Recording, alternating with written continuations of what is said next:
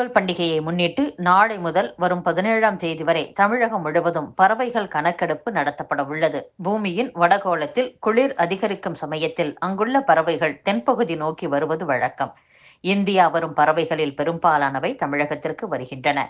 வலசை பறவைகள் மட்டுமல்லாது உள்ளூர் அளவில் எங்கு எந்த வகை பறவைகள் இருக்கின்றன என்பது குறித்த விவரங்களும் திரட்டப்பட உள்ளது. இந்த விவரங்கள் உடனுக்குடன் eBird என்ற இணையதளத்தில் பதிவேற்றம் செய்யப்படும் என்று அறிவிக்கப்பட்டுள்ளது. காட்டுமன்னார் கோவில் அடுத்த லால்பேட்டையில் நடந்த இந்திய யூனியன் முஸ்லிம் லீக் மாவட்ட மாநாட்டில் திமுக துணை பொதுச் செயலாளர் கனிமொழி MP பேசினார்.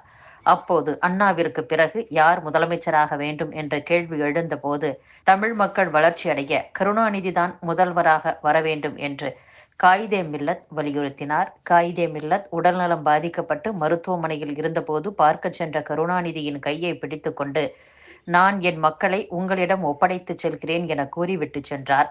அந்த நம்பிக்கைக்கு ஏற்ப இன்று வரை திமுக இஸ்லாமியர்களுக்கு அரணாக உள்ளது என்றும், மத்திய பாஜக அரசு இஸ்லாமிய பள்ளிகளில் படிக்கும் குழந்தைகளுக்கு வழங்கப்பட்ட ஸ்காலர்ஷிப்பை நிறுத்திவிட்டனர். ஆனால் அதனை தமிழக அரசு தொடர்ந்து வழங்கி வருகிறது. பாஜக அரசு உடை, இறை வழிபாடு, உணவு பண்பாடு போன்ற மனித அடிப்படை உரிமைகளை பறிக்கின்றது என்றும், மத்திய பாஜக அரசு சிறுபான்மையினருக்கு எதிராகவும் பிரிவினைக்கு ஆதரவாகவும் தொடர்ந்து செயல்பட்டு வருகிறது. இது தமிழகத்தில் எடுபடாது. நாம் மதத்தால் பிரிந்தோம் என்றால் மெஜாரிட்டி மைனாரிட்டி வரும். ஆனால் மொழியால் நிமிர்ந்து நின்றோம் என்றால் நாம் மட்டுமே தமிழ்நாட்டில் மெஜாரிட்டியாக இருப்போம். வேறு யாருக்கும் இங்கு இடமில்லை. இந்த உணர்வோடு நாம் தொடர்ந்து போராட வேண்டும் என்றும் கனிமொழி MP பேசியுள்ளார்.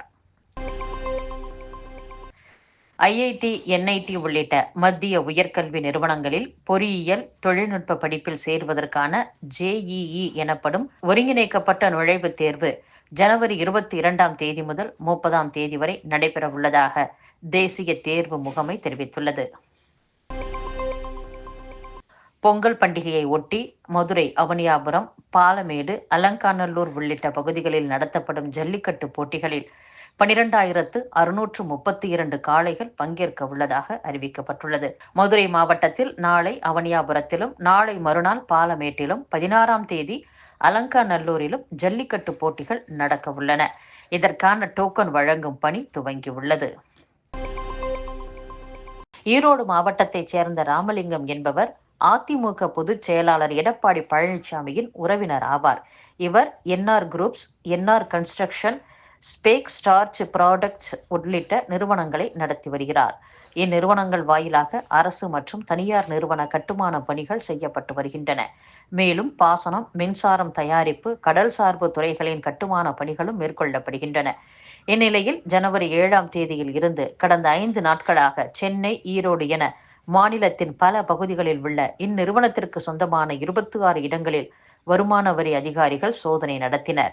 இந்த சோதனையில் 10 கோடி ரூபாய் பறிமுதல் செய்யப்பட்டுள்ளதாகவும் 700 கோடி ரூபாய் வரை வரி ஏய்ப்பு நடந்துள்ளது கண்டறியப்பட்டுள்ளதாகவும் வருமான வரித்துறை அதிகாரிகள் தெரிவித்ததாக தகவல் வெளியாகியுள்ளது. அவர்களிடமிருந்து அதிகாரப்பூர்வ அறிவிப்பு இன்னும் வெளியாகவில்லை. மதுரை மேலூர் அருகே டங்ஸ்டன் திட்டத்திற்கு எதிராக போராட்டத்தில் ஈடுபட்ட 5000 பேர் மீதான வழக்கு முதலமைச்சர் மு.க.ஸ்டாலின் நடவடிக்கையால் ரத்து செய்யப்பட்டுள்ளதாக அமைச்சர் மூர்த்தி தெரிவித்துள்ளார். டங்ஸ்டன் திட்டத்திற்கு எதிராக தீர்மானத்தை சட்டசபையில் கொண்டு வந்து முதலமைச்சர் ஸ்டாலின் மேலூர் மக்களுக்கு துணையாக நிற்கிறார். மக்கள் நலனுக்கு எதிராக எந்த திட்டத்தையும் கொண்டு வர முடியாது. இத்திட்டம் நிறைவேற்றப்பட்டால் முதல்வர் பதவியையே ராஜினாமா செய்வேன் என உறுதியுடன் கூறிய தைரியமுள்ள ஒரே முதல்வர் ஸ்டாலின்.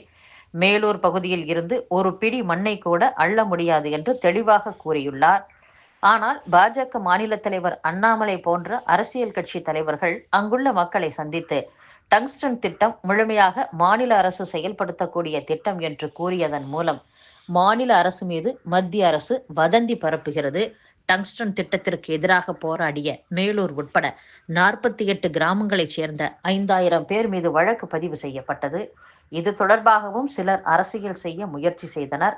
ஆனால் அதற்கு முன்பே 5000 பேர் மீதான வழக்கை ரத்து செய்து முதலமைச்சர் மு.க.ஸ்டாலின் நடவடிக்கை எடுத்துள்ளார் என்றும் அமைச்சர் மூர்த்தி பேசியுள்ளார். தேர்தலில் போட்டியிட்டு வெற்றி பெறுவதற்கு அனைத்து கட்சிகளுக்கும் சம வாய்ப்பு வழங்க தேர்தல் நடத்தை விதிமுறைகள் அவசியம் என்று தேர்தல் கமிஷன் தெரிவித்துள்ளது. மகாராஷ்டிரா மாநிலம் நாசிக்கில் லாரி மீது டெம்போ மோதி ஏற்பட்ட விபத்தில் 8 பேர் உயிரிழந்துள்ளனர், பலர் காயமடைந்துள்ளனர். காயமடைந்தவர்கள் சிகிச்சைக்காக மருத்துவமனையில் அனுமதிக்கப்பட்டுள்ளனர். இதில் சிலரது நிலைமை கவலைக்கிடமாக உள்ளது. இதனால் பலி எண்ணிக்கை அதிகரிக்கும் என்று அஞ்சப்படுகிறது. நாட்டின் முதல் பிரதமர் பதவி நேருவுக்கு கிடைத்ததே ஒரு விபத்துதான் என்று பாஜகவை சேர்ந்த மத்திய அமைச்சர் மனோகர்லால் கட்டார் தெரிவித்துள்ளதற்கு காங்கிரஸ் கடும் கண்டனம் தெரிவித்துள்ளது. உத்தரப்பிரதேச மாநிலம் பிரக்யாராஜில் மகா கும்பமேளா கோலாகலமாக இன்று துவங்கியது. வழக்கமாக கும்பமேளா என்பது 12 ஆண்டுகளுக்கு ஒருமுறை நடப்பது.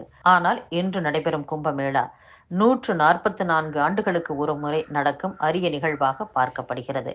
இந்த மகா கும்பமேளா காலத்தில் 4 கிரகங்கள் ஒரே நேர்கோட்டில் வரும். இதன் காரணமாக இந்நிகழ்வு மகா கும்பமேளா என்று அழைக்கப்படுகிறது.